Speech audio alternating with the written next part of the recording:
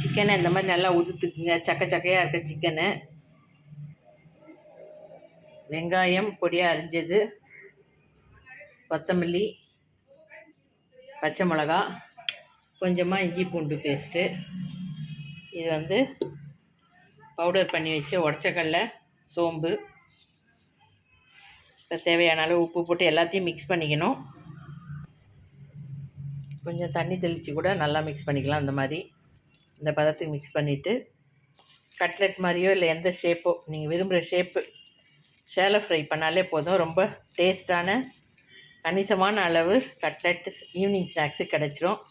அதனால் மத்தியானம் செஞ்ச சிக்கன் குழம்புலையோ அல்லது பிரியாணியிலையோ இந்த சக்கையான சிக்கன் கறியை எடுத்து இந்த மாதிரி உதுத்து போட்டு ஈஸியாக இப்படி பண்ணி கொடுங்க. குழந்தைங்க எல்லோரும் நல்லா சாப்பிடுவாங்க.